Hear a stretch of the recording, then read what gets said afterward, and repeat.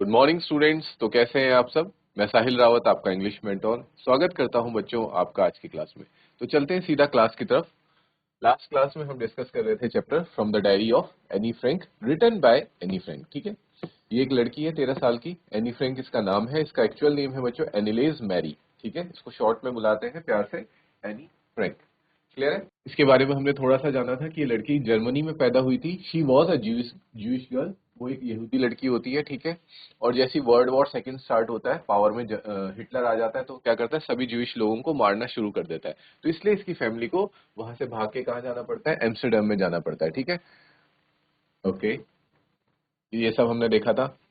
फिर क्या होता है, धीरे धीरे जो हिटलर की जो आर्मी थी उसका नाम था नाजी आर्मी। ठीक है, नाजी आर्मी नीदरलैंड्स में भी कब्जा कर लेती है। फिर इनको वहां से छिपना पड़ता है, कहाँ पे, अपने फादर की ऑफिस के बिल्डिंग में, जहाँ पे कि ये 2 साल तक छिपते हैं। लेकिन उसके बाद कोई होता है जो इनकी इंफॉर्मेशन लीक कर देता है, और ये पकड़े जाते हैं और इनको कंसंट्रेशन कैंप में डाल के मार दिया जाता है। ठीक है, यहाँ इन सब में से पूरी फैमिली में कौन कौन होते हैं, 2 बहनें और इनके मम्मी पापा होते हैं।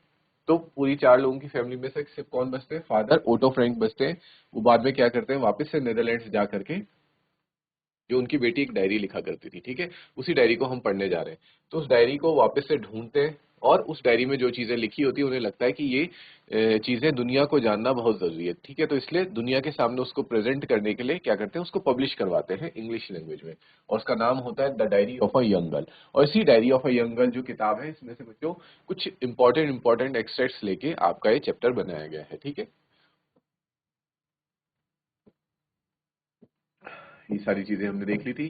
फिर होता है उसका डायरी 2 स्टार्ट होता है। ठीक है, जिसमें वो बताती है कि शुरुआत में मेरे लिए एक डायरी लिखना एक बहुत ही ज्यादा अजीब एक्सपीरियंस था, क्योंकि उससे पहले उसने ना तो कभी लिखी थी, और उसे साथ ही साथ ये लगता था कि 13 साल की लड़की की डायरी कौन ही पढ़ेगा। ठीक है, बट स्टिल उसने लिखना शुरू किया। क्यों लिखना शुरू किया, वो डायरी क्यों लिखना चाहती थी बच्चों, क्योंकि उसके अंदर बहुत सी बातें थी जो कि वो किसी से कहना चाहती थी, शेयर करना चाहती थी। लेकिन वो बताती है इस चैप्टर में कि उसका कोई भी ऐसा दोस्त उसे आज तक नहीं मिला जिसके साथ वो अपनी मन की बातें कर सके। मतलब दोस्त उसके पास है, ठीक है, लेकिन ऐसा कोई दोस्त नहीं है जिसको वो बातें बता सके ट्रस्ट करके, जो कि वो फील करती है। ठीक है स्टूडेंट्स, और हमने ये भी देखा था कि उसको ये डायरी कब मिली थी, जब उसका 13th बर्थडे था, तो उसको ये डायरी गिफ्ट की गई थी। तो वो क्या करती, अपनी इस डायरी को ही अपना बेस्ट फ्रेंड बना लेती है। ठीक है, और इस बेस्ट फ्रेंड का वो नाम भी देती है एक, याद कीजिए, इसको नाम देती है वो किटी। अपनी डायरी को क्या नाम देती है, किटी नाम देती है। ठीक है, फिर वो शुरू में हमें बताती है कि मैं सिर्फ औरों की तरह डायरी में लिखना शुरू नहीं करूंगी, पहले मैं उसको अपना एक दोस्त बनाऊंगी। और इन केस अगर फ्यूचर में कोई अगर मेरी डायरी पढ़ता है, तो अगर मैं जस्ट जस्ट रेंडमली लिखना शुरू कर दूं, तो उनको समझ नहीं आएगा कि मेरी बैकग्राउंड स्टोरी क्या है। तो क्या करती है, शुरू में हमें एक अपने बैकग्राउंड स्टोरी के बारे में बताती है। ठीक है, जहां पे वो कहती है कि मेरी फैमिली में मेरे फादर हैं, मदर है, ठीक है, और मेरी एक सिस्टर है मार्गल। और फिर बताती है कि हमारा बर्थ जर्मनी में हुआ, उसके बाद मेरे पेरेंट्स हॉलैंड चले गए थे, हम अपनी ग्रैंडमदर के पास कुछ समय तक रहे थे। ठीक है, फिर हम लोग भी हॉलैंड चले गए थे। ये सारी चीजें हमने देखी थी बच्चों लास्ट क्लास में। और फिर जब वो हॉलैंड जा रही होती है और अपनी टीचर से जब बिछड़ती है, उसके टीचर का नाम था मिसेस क्यूप्रस, उससे जब वो अलग होती है, फेयरवेल लेती है, तो फिर वो दोनों बहुत ज्यादा इमोशनल हो जाते हैं और उन दोनों की आंखों में आंसू आ जाता है। ये सारी चीजें हमने देखी थी। फिर 1941 में उनकी ग्रैंड मदर इल हो जाती है, जिस वजह से वो अपना बर्थडे अच्छे से सेलिब्रेट नहीं कर पाती है। उसकी मदर, ग्रैंड मदर, कुछ टाइम बाद जनवरी 1942 में उनका निधन हो जाता है। She dies. और फिर बच्चों क्या होता है, वो बताती है कि मैं अपनी ग्रैंड मदर से कितना ज्यादा कनेक्टेड थी और उनसे बहुत प्यार करती थी, इसलिए जब मेरा बर्थडे आता है तो मैं क्या करती, मैं उनके नाम की भी एक कैंडल अपने केक पे लगाती थी। ठीक है स्टूडेंट्स, ये सारी चीजें हमने देखी थी। फिर यहाँ से हम स्टार्ट करेंगे आज, जो प्रेजेंट डे में वो लिखना शुरू करती है। ठीक है स्टूडेंट्स, तो she starts like this, dearest kitty. ठीक है, वो अपनी डायरी को ही कह रही है, जो कि उसकी फ्रेंड है। Our entire class is quaking in its boots, the reason of course is the forthcoming meeting in which the teachers decide who will move up to the next form and who will be kept back। ठीक है, और बताती कि हमारी जो पूरी की पूरी क्लास है वो क्या कर रही है, क्वेकिंग इन बूट्स। क्वेकिंग इन बूट्स का मतलब होता है shaking with fair and nervousness. ठीक है, मतलब बूट्स मतलब शूज, शूज के अंदर सब लोगों के पैर कांप रहे हैं। तो पैर कब कांपते हैं हमारे स्टूडेंट्स के, खासकर पैर कब कांपते हैं, जिस दिन रिजल्ट का डे होता है। ठीक है, तो वहां पे भी वही हो रहा है। टीचर्स आज रिजल्ट बताने वाले हैं, और ये बताएंगे कि कौन से बच्चे नेक्स्ट क्लास में जाएंगे और कौन से बच्चे उसी क्लास को फिर से रिपीट करेंगे। ठीक है, Half the class is making bets. G and I laugh ourselves silly at the two boys behind us, CN and Jax, who have staked their entire holiday savings on their bet. ठीक है, और बच्चे class में क्या कर रहे हैं, बेट लगा रहे हैं। बेट या होता है ना जो एक तरह से वो नहीं लगाते, शर्त लगाते हैं कि ठीक है ये बच्चा पास हो जाएगा, देख मेरी शर्त है कि ये पास हो जाएगा, और एक शर्त लगा रहा है कि ये पास नहीं होगा। और उसकी एक फ्रेंड है जीएन, और वो दोनों हंस रहे हैं पीछे बैठे दो लड़कों को देखकर जिनका नाम है सीएन एंड जैक्स। क्यों हंस रहे हैं उनपे? क्योंकि उन्होंने दाव पे क्या लगाया, जैसे शर्त लगाते हैं ना, तो शर्त हारने पे क्या करते हैं, कुछ चीज चुकानी पड़ती है, तो उन्होंने बेट पे क्या लगा दी, अपनी सारी हॉलीडे लगा दी है कि हाँ अपनी हॉलीडे जो कि जो जितनी भी सेविंग्स है उन्होंने पैसे वैसे इकट्ठे करे होंगे छुट्टियों के लिए, तो सारे के सारे पैसे लगा दिए। इसलिए उन दोनों को बहुत हंसी आती है देख करके। From morning to night, it's you are going to pass. No, I am not. Yes, you are. No, I am not. ठीक है, और इस तरह से वो दोनों बोलते जा रहे हैं कि तुम पास हो जाओगे, नहीं मैं पास नहीं होगा, तुम पास हो जाओगे, नहीं मैं पास नहीं होगा। Even GS pleading glances and my angry outbursts can't calm them down. और वो दोनों थोड़ी देर बाद उनको गुस्से से देखने लगते हैं कि भाई हो गया, बहुत हो गया, अब तो चुप हो जाओ। लेकिन फिर भी वो चुप नहीं होते, काम डाउन नहीं होते, वो फिर भी इसी कंफ्यूजन में कि मैं पास होऊंगा नहीं होऊंगा, पास होऊंगा नहीं होऊंगा। If you ask me, there are so many dummies that about a quarter of the class should be kept back, but teachers are the most unpredictable creatures on the earth. उसमें बताती है कि हमारे क्लास में कैसे बहुत से डम बच्चे भी हैं जिनको कि सच में ही क्लास में वापस रिपीट करवाना चाहिए, लेकिन टीचर्स का कोई पता नहीं है। दे आर कैसे अनप्रिडिक्टेबल क्रिएचर्स बोल रही है वो अपने टीचर्स को। अनप्रिडिक्टेबल क्रिएचर्स का मतलब हो गया बच्चों, जिनको आप प्रिडिक्ट नहीं कर सकते, जिनका आप पता नहीं लगा सकते कि वो बच्चों को कभी पास मन में आया तो पास भी कर सकते हैं, और मन में नहीं आया तो अच्छे से अच्छे बच्चे को फेल भी कर सकते हैं। ठीक है, तो सो दे आर अनप्रिडिक्टेबल क्रिएचर्स। यहां तक क्लियर है स्टूडेंट्स अभी तक? ओके स्टूडेंट्स, आगे कंटिन्यू करते हैं। I am not so worried about my girlfriends and myself, we will make it. ठीक है, वो कहती है कि मैं अपनी गर्लफ्रेंड्स और अपने बारे में ज्यादा टेंशन नहीं ले रही हूँ, हम लोग तो पास हो जाएंगे। गर्लफ्रेंड्स का मतलब है बच्चों जो उसकी फ्रेंड्स जो है जो कि गर्ल्स हैं, ठीक है, उनको वो गर्लफ्रेंड्स कह रही है। The only subject I am not sure about is maths. Anyway all we can do is wait. वो कहती है कि बस एक सब्जेक्ट है जिसका मुझे थोड़ा श्योरिटी नहीं है, जहां मैं पास नहीं भी हो सकती, वो है मैथ्स। ठीक है, anyway all we can do it wait, हम लोगों को इंतजार करना पड़ेगा। Until then we keep telling each other not to lose heart, और तब तक हम क्या कर रहे हैं, सिर्फ और सिर्फ एक दूसरे को दिलासा देते जा रहे हैं कि भाई पास हो जाएंगे और पास हो जाएंगे, जैसे कि आप लोग भी करते हैं बच्चों। I get along pretty well with all my teachers. There are 9 of them, 7 men and 2 women. Mr. Keesing, the old foggy who teaches maths, was annoyed with me for ages because I talked so much. ठीक है, वो बताती है कि मेरी अपने सभी teachers के साथ बहुत अच्छी बनती है। हमारे 9 टीचर्स हैं जिसमें से कि 7 are men and 2 are women. ठीक है बच्चों, और वो कहती है कि बाकी सबके साथ तो अच्छी बनती है, बस जो एक थोड़े ओल्ड फॉगी टीचर है हमारे मैथ्स के, वो मुझे बहुत ही टाइम से नापसंद करते हैं। क्यों? क्योंकि मैं बहुत ज्यादा बात करती हूँ। I talked so much. Old foggy का मतलब क्या होता है बच्चों? एन ओल्ड फैशन पर्सन, मतलब जो पुराने टाइप का फैशन करते हैं। ठीक है, मतलब मॉडर्न मॉडर्न कपड़े नहीं पहनते और मॉडर्न ट्रेंड के साथ चीज चलते नहीं है, पुराने टाइप के फैशन को ही फॉलो करते हैं, उनको उसको कहा गया है old foggy maths teacher. After several warnings he assigned me extra homework, और बहुत बार वार्निंग्स देने के बाद फिर उन्होंने क्या किया, मुझे एक्स्ट्रा होमवर्क दे दिया, क्योंकि मैं उनकी बात ही नहीं सुन रही, बातें करने में लगी हुई थी। An essay on the subject a chatter box, और उन्होंने उसको होमवर्क भी किस सब्जेक्ट पे दिया, उनको उसको बोला कि तुम एक ऐसे लिख के लाओगे। ऐसे क्या होता है बच्चों?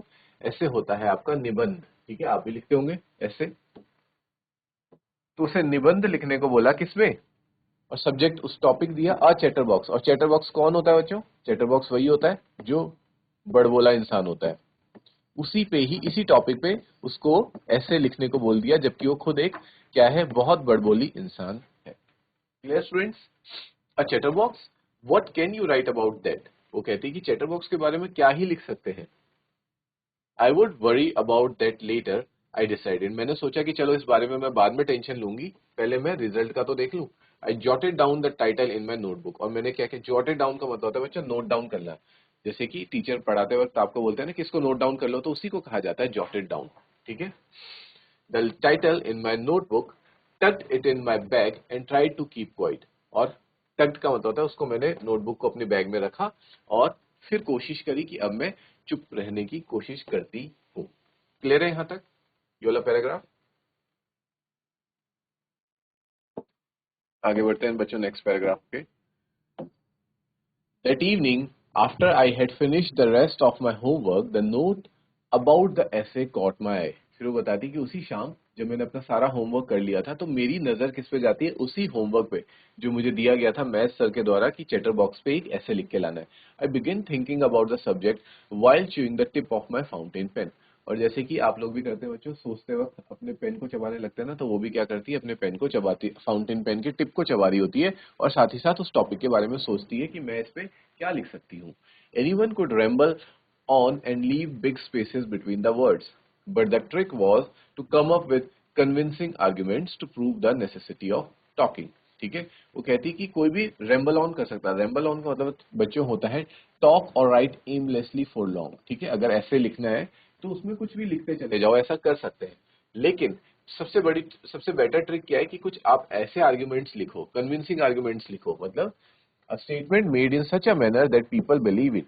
कुछ ऐसी बातें लिखो अपने ऐसे में कि जो उस ऐसे को पढ़ता है तो वो उस ऐसे में लिखी हुई चीजों को बिलीव करने लग जाए, उस पर विश्वास करने लग जाए कि हाँ, इसने बहुत सही बात लिखी है। कि बात करना, क्योंकि उसका क्या था टॉपिक, चैटर बॉक्स था। चैटर बॉक्स कौन होता है, जो बोलता रहता है। तो ये इस तरह से अपने ऐसे को लिखना चाहती थी कि मैं अपने टीचर को कन्विंस कर दूं कि बोलना भी बहुत जरूरी होता है, नेसेसिटी ऑफ टॉकिंग। ठीक है, बहुत महत्वपूर्ण है बात करना। I thought and suddenly I had an idea. वो कहती कि मैं सोचती गई और फिर मेरे पास एक आइडिया आ गया। I wrote the 3 pages Mr Keesing had assign me and was satisfied. ठीक है, फिर उसके बाद वो 3 पेजेस लिखती है उस ऐसे पे और मिस्टर की सिंह उसको पढ़ के भी सेटिस्फाई हो जाते हैं। I argued that talking is a student's trait and that I would do my best to keep it under control. वो उसने अपने ऐसे में क्या लिखा, क्या आर्ग्यूमेंट्स दिए कि जो बात करना होता है वो स्टूडेंट की सबसे बड़ी खासियत है। क्योंकि जो बच्चा बात ही नहीं करेगा वो क्या होगा, एक तरह से भोंदू बच्चा होगा क्लास में, जो बोलता ही नहीं है, कुछ चुप रहता है। अगर हम बात कर रहे हैं तो बात कर रहे हैं, बात कौन करता है, जिसके अंदर क्या होती है, इमेजिनेशंस होती है, ख्याल होते हैं, सवाल होते हैं। ठीक है, वही तो बात करेगा। जिसके अंदर कुछ भी, दिमाग में कुछ भी नहीं चलेगा, आप कह सकते हैं एक डम इंसान होगा, तो वो तो चुपचाप बैठा रहेगा ना, क्योंकि उसके दिमाग में कुछ नहीं चल रहा है। और जो बोल रहा है तो इसका मतलब उसके दिमाग में बहुत सारी चीजें चल रही है। तो उसने इस तरीके से आर्ग्यूमेंट, मैं ये नहीं कि मैं टॉकिंग को सपोर्ट नहीं कर रहा हूँ, ठीक है, कि आप लोगों को बात करनी चाहिए। मैं बस आपको ये बता रहा हूँ बच्चों कि एनी फ्रैंक ने क्या आर्ग्यूमेंट्स दिए मिस्टर किसिंग को कन्विंस करने के लिए कि बात करना एक बच्चे का ट्रेट होता है, खूबी होती है। लेकिन साथ ही साथ वो ये भी कहती है कि I would do my best to keep it under control. लेकिन मैं पूरी कोशिश करूंगी कि जो मैं मेरी बात करने की आदत है इसको मैं कंट्रोल कर सकूं। ठीक है स्टूडेंट्स, यहां तक क्लियर है ये वाला paragraph? Okay, now let's move to the next paragraph.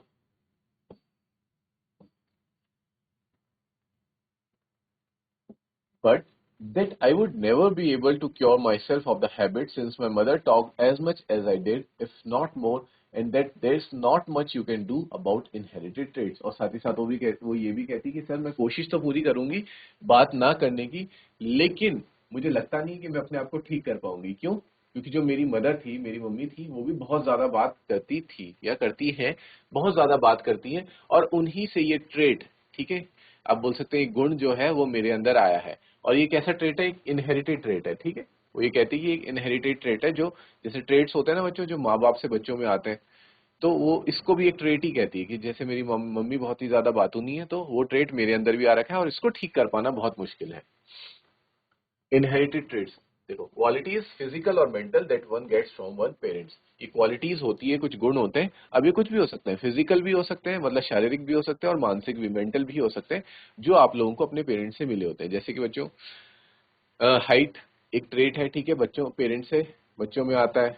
और बालों का रंग, आंख का रंग, स्किन का कलर, ये सारी चीजें क्या होती हैं, इनहेरिटेड ट्रेट्स होती हैं, जो हमारे अंदर अपने पेरेंट्स से आती हैं। और साथ ही साथ कुछ मानसिक ट्रेट्स भी होते हैं, मेंटल ट्रेट्स भी होते हैं। जैसे कि किसी के पेरेंट्स अगर एग्रेसिव हैं, गुस्से वाले हैं, तो बच्चों में भी थोड़ा वो चीज देखने को मिलती है। किसी के पेरेंट्स शांत हैं, शांत स्वभाव के हैं, तो बच्चे भी थोड़े शांत स्वभाव के होते हैं। कोई बहुत बहुत ज्यादा बात करता है तो बच्चे भी बहुत ज्यादा बात करते हैं। और अगर किसी के पेरेंट्स बात बिल्कुल भी नहीं करते हैं तो उनके बच्चे भी शांत ही रहते हैं। ठीक है, तो इनको बोलते हैं इनहेरिटेड ट्रेट्स, जिसको वो कहती है कि ठीक कर पाना बहुत मुश्किल है सर।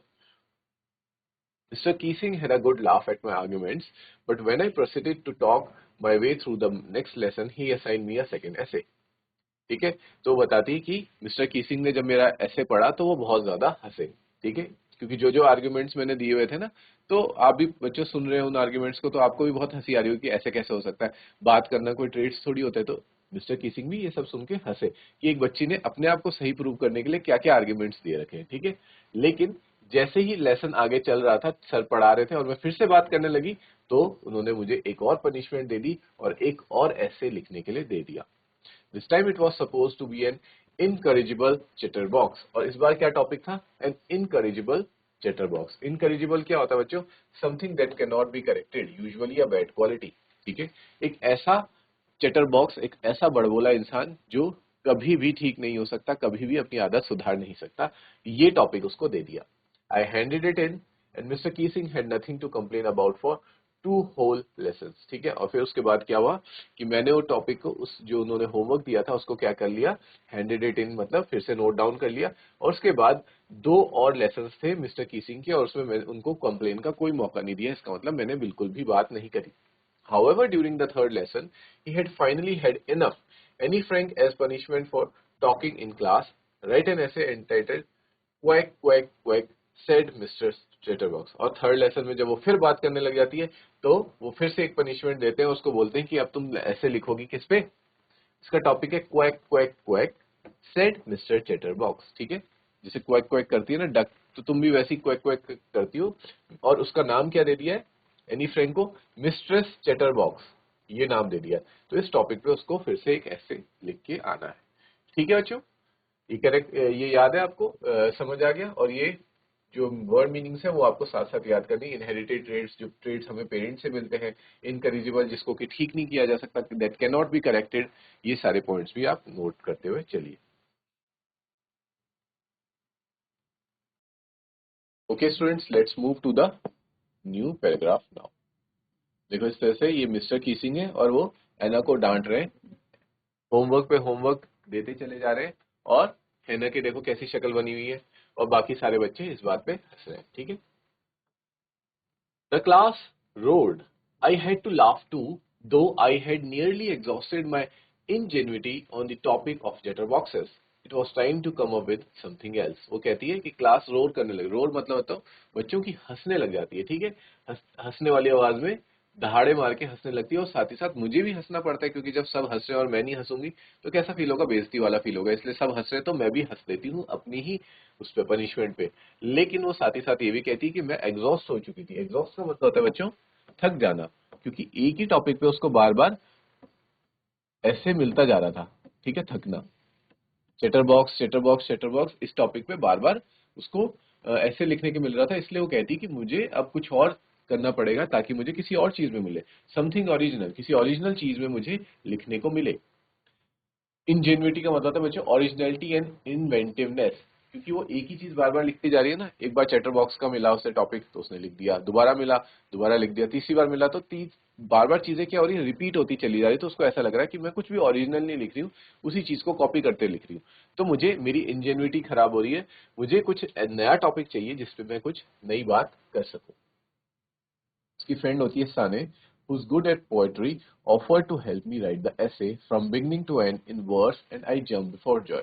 ठीक है, उसकी फ्रेंड होती है साने, वो उसको क्या सजेस्ट करती, उसको पोएट्री वगैरह कविताएं लिखना आता है, तो उसको बोलती कि जो तुम्हारा ये टॉपिक है चैटर बॉक्स वाला, इसको मैं तुम्हें बताऊंगी, तुम इसको कैसे फॉर्म में लिखना, पोएम की फॉर्म में लिखना, वर्सेस की फॉर्म में लिखना। और ये बात सुन करके एनी फ्रैंक बहुत ज्यादा खुश हो जाती कि चलो कम से कम अब कुछ नया करने को तो मिलेगा, नहीं तो एक ही चीज करते करते मैं बोर हो गई थी। Mr. Keesing was trying to play a joke on me with this ridiculous subject, but I had make sure the joke was on him।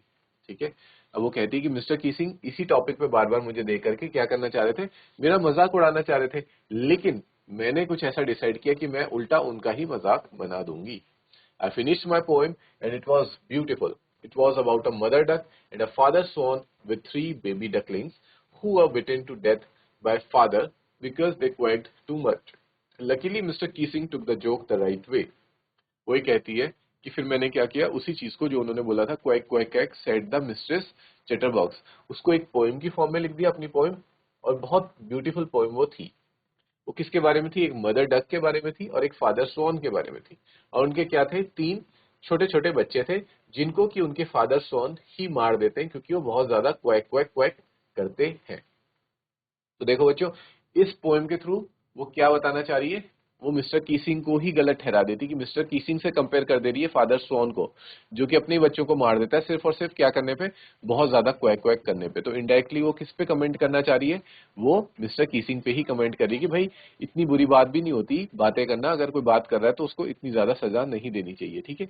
और ये साथ ही साथ ये भी कहती कि luckily Mr Keesing took the joke right way, तो ये मजाक था और मिस्टर कीसिंग ने भी इस मजाक को मजाक के वे में ही लिया, ठीक है। वो ऑफेंड नहीं हुए, उन्होंने इस बात का कोई बहुत बुरा नहीं मान लिया कि इस लड़की ने मेरे पे कैसे मजाक कर दिया, ठीक है। तो मिस्टर कीसिंग ने उसको मजाक के वे में ही लिया। क्लियर है बच्चों यहाँ तक? ओके स्टूडेंट्स, आगे बढ़ते हैं।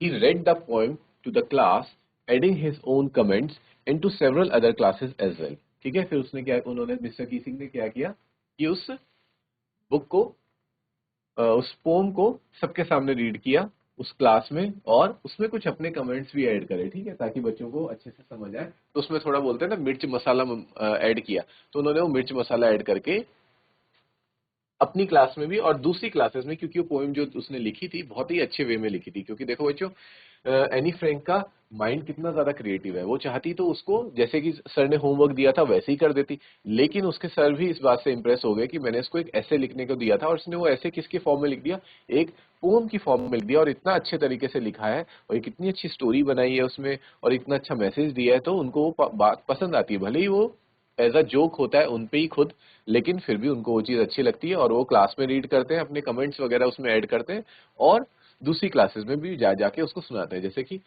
आप लोगों के साथ भी ऐसा होता होगा बच्चों, जैसे अगर क्लास में कोई बच्चा बहुत अच्छा काम करता है तो उसको क्लास में तो तारीफ मिलती है, तारीफ और शाबाशी उसकी होती है, और साथ ही साथ उसको बाकी क्लासेस में भी ले जाके क्या किया जाता है, शाबाशी दी जाती है, उसको प्रेज किया जाता है। ठीक है बच्चों?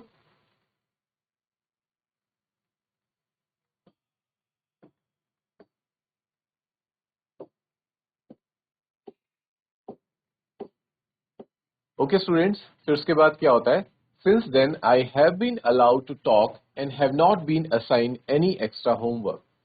वो कहते हैं फ्रैंक कि उसके बाद, इस इंसिडेंट के बाद, ठीक है, जो मैंने पोएम लिखी उसके बाद उस पोएम का इतना अच्छा इफेक्ट पड़ा मिस्टर कीसिंग पे कि उसके बाद मुझे क्लास में बात करने दिया जाता है, ठीक है। मैंने इतना कन्विंसिंग वे में लिखा उस अपनी बात को कि उसके बाद मुझे बात करने दिया जाता है, and have not been assigned any extra homework, और उसके बाद मुझे कभी भी कोई होमवर्क भी नहीं दिया गया बात करने के लिए एज अ पनिशमेंट। ठीक है बच्चों? तो इससे आप लोगों को क्या सीख मिल रही है कि अगर आप लोगों को अपनी बात कभी भी किसी के सामने रखनी है तो इस इतने कन्विंसिंग वे में आपको रखनी पड़ेगी कि सामने वाला आपकी बात एग्री करने के लिए मजबूर हो जाए, जैसे कि यहाँ पे एनी फ्रैंक ने किया। ठीक है, एनी फ्रैंक का ये मानना था कि एक बच्चे के लिए बात करना भी जरूरी होता है। ठीक है, तो उसने टीचर की डिसरिस्पेक्ट भी ना करी, ठीक है, टीचर का डिसरिस्पेक्ट भी ना हो और अपनी बात भी वो सामने रख दे कि हाँ सर, बात करना क्यों जरूरी है बच्चे के लिए, क्योंकि अगर वो अपनी मन की बात डिस्कस नहीं करेगा, बात नहीं करेगा, तो फिर वो टॉपिक को कैसे समझेगा। और ये बात उसके टीचर, मैथ्स के टीचर मिस्टर कीसिंग को भी पसंद आती है उसके पोएम के थ्रू, जिसमें वो क्या करती है कि मिस्टर कीसिंग को मिस्टर स्वॉन से कंपेयर कर देती, फादर स्वॉन से कंपेयर करती है, और उसे ऐसा लगता है कि मिस्टर कीसिंग को ऐसा लगता है कि जैसे फादर स्वॉन ने सिर्फ और सिर्फ क्वैक क्वैक करने के लिए अपने बच्चों को क्या करा, मार दिया, तो शायद कहीं मैं भी ऐसे ना कर रहा हूँ अपने बच्चों की, अपने जो मेरे स्टूडेंट्स हैं उनकी इमेजिनेशन को कहीं मैं खत्म ना कर रहा हूँ। ठीक है, क्योंकि अगर मैं क्लास में कैसा स्ट्रिक्ट बिहेवियर मेंटेन करता हूँ, सिर्फ आता हूँ, पढ़ाता हूँ और चले जाता हूँ, ये नहीं जानता कि बच्चों को समझ आ रहा है, ठीक है, बच्चों के मन में क्या चल रहा है, उनके दिमाग में क्या क्वेश्चंस हैं, अगर मैं उनको नहीं सुनता हूँ तो ये एक गलत बात होगी, और ये क्या होगा, एक तरह से उनकी इमेजिनेशन, उनकी क्रिएटिविटी जो उनके अंदर की क्या बोल सकते हैं बच्चों, उसको रचनात्मक एबिलिटी है, उसको मैं क्या कर रहा हूँ, उसका खात्मा कर रहा हूँ। ठीक है, तो मिस्टर कीसिंग को अपनी मिस्टेक रियलाइज होती है और वो फिर उसके बाद कभी भी उसको बात करने के लिए मना नहीं करते और साथ ही साथ उसको कभी भी होमवर्क नहीं देते हैं। ठीक है बच्चों, यहां तक आप लोगों को क्लियर है? आगे कहा जा रहा है, on the contrary Mr Keesing's always making jokes these days. ठीक है, ऑन दी कॉन्ट्रेरी का मतलब क्या होता है स्टूडेंट्स, कि बिल्कुल अलग, जैसे कि मिस्टर कीसिंग पहले थे कैसे थे, ओल्ड फैशन थे और ज्यादा बात नहीं करते थे, ज्यादा हंसते नहीं थे, ठीक है, और कैसे रहते थे, एंग्री रहते थे, क्लास में चिड़चिड़े रहते थे और सीरियस रहते थे, बहुत ही ज्यादा सीरियस रहते थे, सीरियस वे में बच्चों को पढ़ाया करते थे। लेकिन अब वो क्या हो गए, पूरी तरीके से बदल चुके हैं। ठीक है, इसी को कहा जाता है ऑन दी कॉन्ट्रेरी। अब मिस्टर कीसिंग क्या करते हैं, मेकिंग जोक्स दीज डेज, आजकल क्लास में जोक्स किया करते हैं। तो देख रहे हो बच्चों कि जरूरी नहीं है कि एक टीचर ही बच्चे के जीवन में कोई प्रभाव डाल सके, एक स्टूडेंट भी चाहे तो वो अपने टीचर को के लाइफ में एक नया प्रभाव दे सकता है, जैसे कि यहाँ पे किसने किया, एनी फ्रैंक ने मिस्टर कीसिंग के लाइफ में किया। उन्होंने उसने उनको पूरी तरह से बदल दिया। मिस्टर कीसिंग पहले बहुत ही ज्यादा सीरियस वे में रहा करते थे और एनी फ्रैंक की पोएम पढ़ने के बाद वो क्या करने लग गए, क्लास में जोक्स वगैरह क्रैक करने लग गए। ठीक है बच्चों, ताकि वो क्या कर सके, बच्चों से और अच्छा बॉन्ड बना सके। ठीक है स्टूडेंट्स, तो इसी के साथ जो है आपका ये चैप्टर यहाँ पे खत्म होता है, क्योंकि उसने स्टार्ट कैसे की थी अपनी डायरी, डियर किटी के साथ ये स्टार्ट किया था और वो सारी बातें उसमें उसने लिखी कि उसके साथ क्या क्या चीजें हुई। ठीक है, क्लास में वो उसने एक्सप्लेन किया कि उनका रिजल्ट का डे है, सब लोग टेंशन में हैं। ठीक है, बहुत से बच्चे ऐसे हैं जो फेल होने के लायक हैं, लेकिन मैं और मेरी फ्रेंड्स क्या हैं, फिर हम पास हो जाएंगे। फिर वो साथ ही साथ ये भी बताती कि बट हाँ, एक सब्जेक्ट ऐसा है मैथ्स जिसमें कि मुझे डर है, और मेरे साथ साथ मेरे और फ्रेंड्स भी डर रहे हैं, इतना डर रहे हैं कि they are shaking, their legs are shaking, डर के मारे उनके पैर कांप रहे हैं। ठीक है, और फिर वो एक और इंसिडेंट बताती है कि कुछ बच्चे क्या कर रहे हैं, क्लास में बेट्स लगा रहे हैं कि हाँ मैं पास होऊंगा नहीं होऊंगा, और उन्होंने हॉलीडेज के लिए, छुट्टियों के लिए, जो एग्जाम्स के बाद छुट्टियां पड़ती हैं, उसमें जितनी भी सेविंग्स कर रखी हैं, पैसे बचा रखे हैं, वो सारे पैसे दाव पे लगा दिए इस बेट में कि मैं तू पास होगा या मैं पास होऊंगा। ठीक है, इस चीज में ये सारी चीजें चल रही हैं क्लास में, और एनी और उनकी उसकी फ्रेंड इन बातों पे बहुत ज्यादा हंस रही है। ठीक है, फिर साथ ही साथ वो ये बताती है कि हाँ, मैथ्स का डर तो मुझे भी है कि शायद मैं मैथ्स में पास हूँ या फिर फेल भी हो सकती हूँ। क्यों? फिर वो मैथ्स टीचर के बारे में बताती है, क्योंकि जो मेरे मैथ्स टीचर है वो मुझे पसंद नहीं करते, तो अगर उनके मन में आया तो शायद वो मुझे फेल भी कर दे। फिर वो रीजन बताना स्टार्ट करती कि क्यों मैथ्स के सर मुझे पसंद नहीं करते। उसका कारण ये है कि मैं क्लास में बहुत ज्यादा बोलती हूँ, और वो उनको इस बात से ये बात बिल्कुल अच्छी नहीं लगती कि उनकी क्लास में कोई बच्चा बोले। ठीक, फिर वो बताती कि टीचर मिस्टर कीसिंग जो उनके मैथ्स के सर है, वो हमेशा उसको पनिशमेंट के तौर पे होमवर्क दे देते हैं। ठीक है, फिर वो बताती कि क्या क्या होमवर्क मिलता है उसको, चैटर बॉक्स टॉपिक के ऊपर उसको ऐसे लिखने को मिलता है जिसे वो लिख के लाती है। फिर क्लास में बात कर रही होती, फिर उसको सर चैटर बॉक्स के ऊपर एक और टॉपिक दे देते हैं। फिर बार बार ये सिलसिला चलता रहता है, और जो एनी होती है वो इसी टॉपिक पे लिख लिख के थक चुकी होती है। ठीक है, फिर वो क्या करती है, इस टॉपिक पे ऐसे ना लिखते हुए एक पोएम बनाती है, और पोएम आप लोगों को पता है बच्चों क्या लिखा था उसने, मदर डक और फादर स्वान, उनके 3 बच्चे होते हैं, उनपे एक पोएम लिखती है जिसको कि फादर स्वान बाद में मार देते हैं। और इसको उसने बड़े ही मजाकिया वे में लिखा था, जिसको जो कि मिस्टर कीसिंग उनके मैथ्स के टीचर को भी पसंद आता है, और वो जाकर के दूसरी क्लासेस में भी इस पोएम को सुनाते हैं, और उसके बाद से उनका बिहेवियर में भी चेंजेस आ जाते हैं। ठीक है, वो पहले कहाँ बहुत ज्यादा सिंसियर रहा करते थे और सीरियस रहा करते थे क्लास में, अब वो क्लास में जोक्स वगैरह बच्चों के साथ क्रैक करना शुरू कर देते हैं।